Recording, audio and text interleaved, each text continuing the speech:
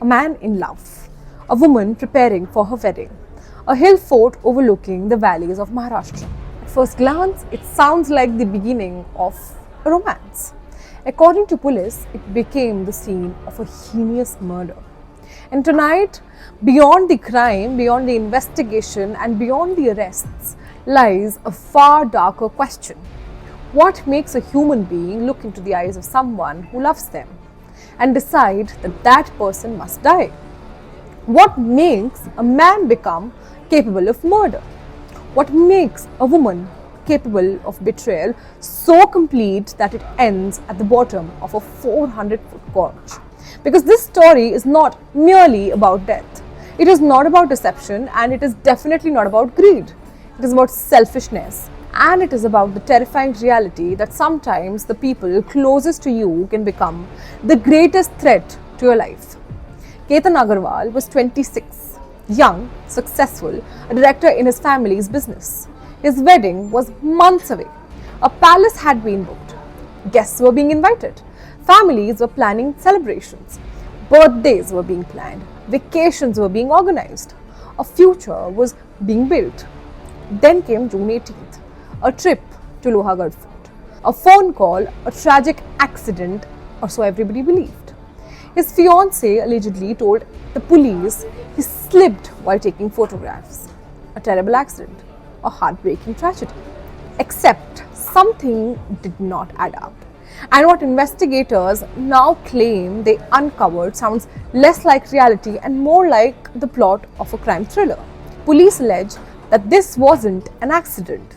They allege it was a conspiracy born from a secret relationship, a conspiracy allegedly fueled by the belief that Ketan had become an obstacle. Think about that word, obstacle. Not a human being, not a fiancé, not a son, not a brother, an obstacle. And history has shown us something very terrifying. The moment people stop seeing another human being as a person, the unthinkable suddenly becomes possible. Police claim Ketan wasn't merely betrayed. He was allegedly lured, persuaded, manipulated, taken back to the very place where, according to his family, an earlier attempt may already have failed. A place he reportedly did not want to revisit. Yet they went. Because trust is powerful, right? Trust makes people lower their guard. Trust makes people ignore danger. Trust makes people believe that the person beside them would never hurt them. And according to investigators, that trust may have cost Ketan his entire life. Police claim the planning wasn't impulsive. It wasn't a moment of anger. It wasn't a sudden fight. They allege it was calculated, very deliberate, very methodical. Calls were exchanged, meetings were arranged, timelines were proactively created, a story prepared, an accident narrative already to be told. If these allegations are proven true in court, then this wasn't merely a murder. It was a performance. The performance of grief, the performance of innocence, the performance of love.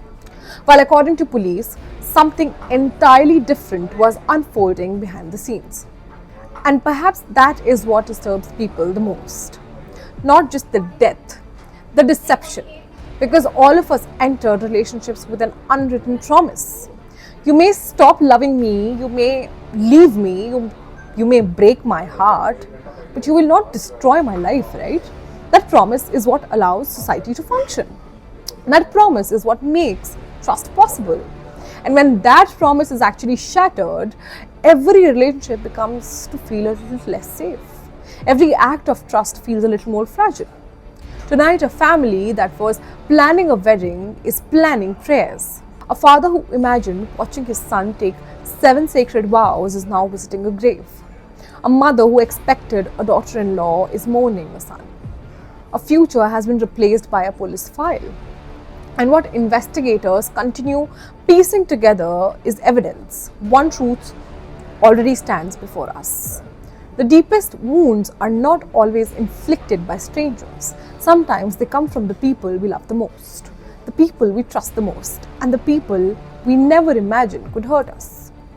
And if the allegations in this case are true, Ketan Agarwal did not lose his life because of a fall.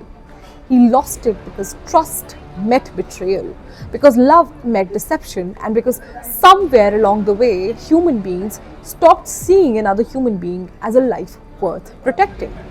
And that may be the most frightening part of this entire story. We will keep on following the story. And that's all from my side. I am Riya Girdhar signing off for Times Now Digital.